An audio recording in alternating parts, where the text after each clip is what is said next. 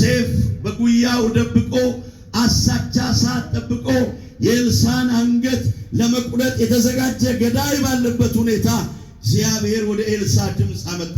ነገ የሚል I do have message from Abba. ነገ በዱባይ መልካም ይሆናል። አሜን። ነገ በኤርትራ መልካም ይሆናል። አሜን። ነገ በኢትዮጵያ መልካም ይሆናል። አሜን። አንቺ የትዳር ህይወት ነገ መልካም ይሆናል። አሜን። ባንተ የልጆች ህይወት ላይ ነገ መልካም ይሆናል። አሜን። በዚች ቤተክርስቲያን የአገልግሎት እቅድ ላይ ነገ መልካም ይሆናል። አሜን። እናገራለሁ። እኔ ፔሲሚስት አይደለሁም፣ ጨለምተኛ አይደለሁም፣ ኦፕቲሚስት ነኝ።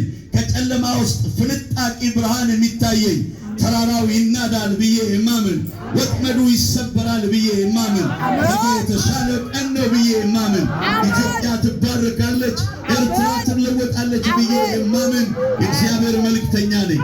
እናገራለሁ። ነገ እናንተ ነው። አሜን። አገልግሎቱን ለመቀበል አፒታይት በሌላቸው ሰዎች መሃል በመንፈስ ቅዱስ እና በእግዚአብሔር ቃል አቅም አግኝቶ ኤልሳዕ ቆመ። ነፍሰ ገዳይ ባለበት ጉባኤ ማገልገል፣ አሜን በማይል ሰው ፊት ማገልገል፣ በልቡም በፊቱም ሪጀክት በሚያደርግ ሰው ፊት ቆሞ ማገልገል ከባድ ነው። እሱ ግን ውስጡ ከገባው የእግዚአብሔር ቃል የተነሳ አቅም አግኝቶ በገዳዩ በኢዮራም እና በጋሻ ጃግሬዎቹ ፊት ቆሞ እንደዚህ አለ። ሁለተኛ ነገሥት መጽሐፍ ምዕራፍ 7 ላይ ኤልሳዕ እንግዲህ የእግዚአብሔርን ቃል ስማ አለ ገዳዩ።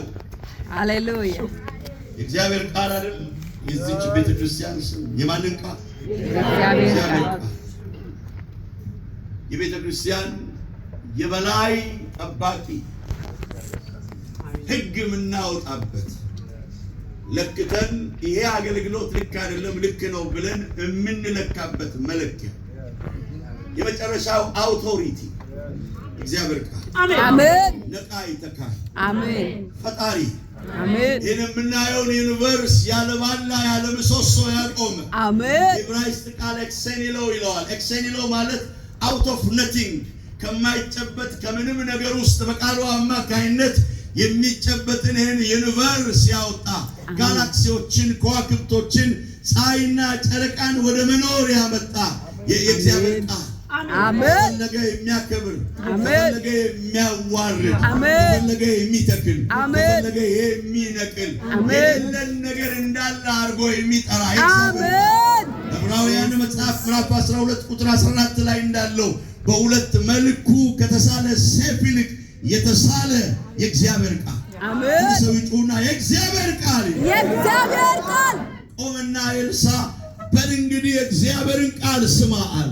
የማንን ቃል? የእግዚአብሔርን ቃል። የነገሥታት ንጉሡን ቃል፣ ሃሌሉያ። የመጨረሻውን ስልጣን ቃል፣ የምድርና የሰማይን ባለቤት ቃል። አሜን። የኛ እግዚአብሔር በአብላጫ ድምፅ ወደ ዙፋን አልመጣም፣ በአብላጫ ድምፅ ከዙፋን አይወርድም። አሜን። ጮና በደንብ አሜን። አሜን። የኛ እግዚአብሔር የዘላለም ንጉሥ ነው።